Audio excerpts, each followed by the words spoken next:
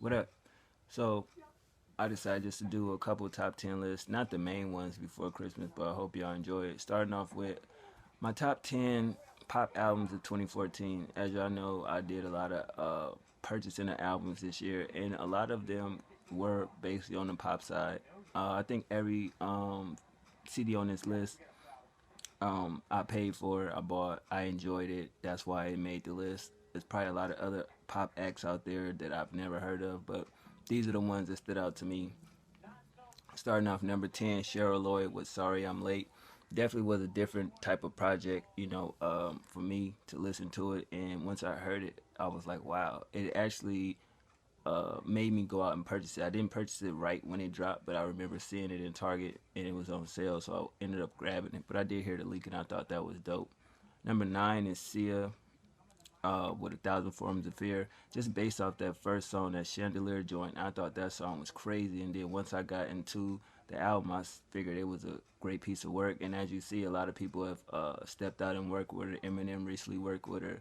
And I definitely think she'll be a big success um, during the next progression of her career.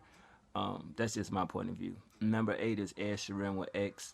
Now, this album wasn't like Plus, and it was very overhyped. And I definitely had to say Plus was definitely a better album. But this song or this album just had more of a him not being so depressed, him living life and enjoying it. So I definitely thought that it was a good look, but I definitely feel it was a very overhyped album. I feel he had a lot of pressure because of the first album. He had so much success behind it, so he had a lot of pressure.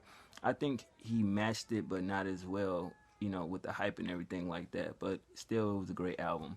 Number 7 is Michael Jackson Escape. Now, the reason why Michael Jackson album is so low is because it's basically unreleased music.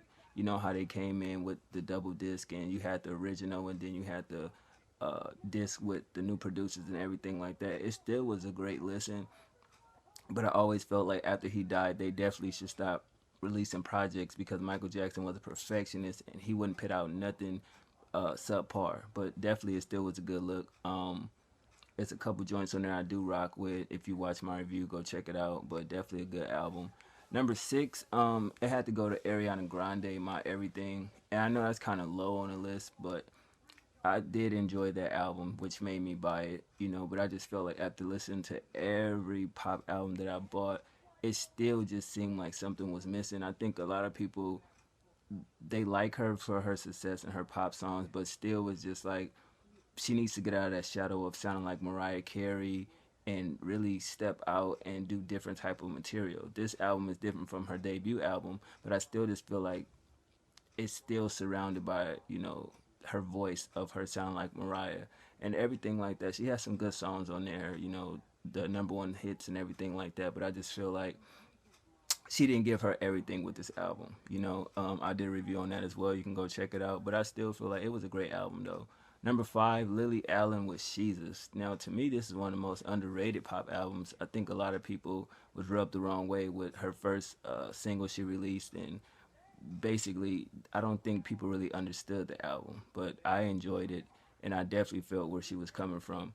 And it's a great look, but I kind of was on the fence about her jacking Kanye's title.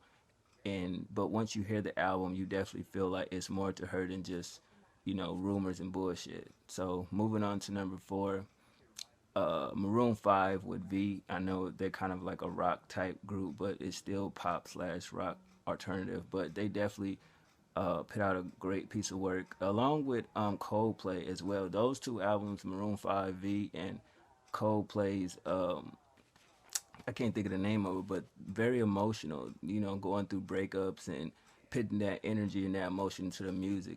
I definitely feel like Maroon 5 did that very well. A lot of great joints on there, and I thoroughly enjoyed the album. Number 3 is Lana Del Rey with Ultraviolence.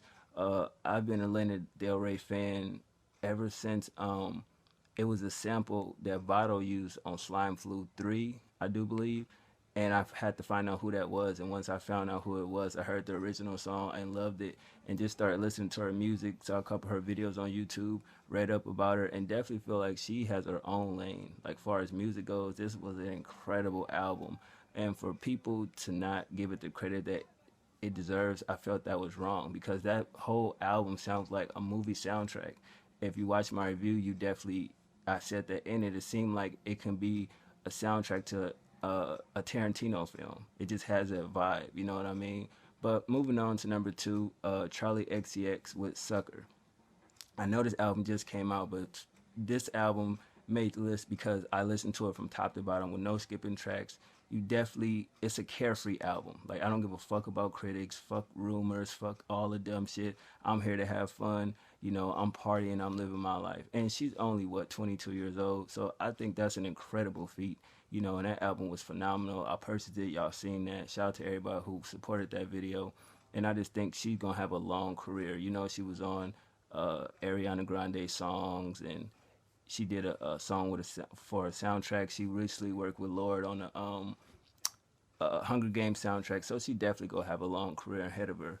But the number one album of my top 10 pop albums of 2014 goes to Taylor Swift, 1989, based not on sales, the body of work itself. Because even I was thinking like, yo, she going to pop music? I mean, she hinted at it with songs before, but when you actually get the album and see like, oh, it's definitely different from what I expected, but it's a great body of work. She just didn't go in there and give you a lot of we are never getting back together type records for pop records. She actually gave you substance. She stepped away from like the boy bashing type records. It's there, but it's not as it used to be. How that was her claim to fame, and she definitely has a bright future if she stays in this lane, which I think she should for a while. You know what I'm saying? But this 1989 album was definitely incredible.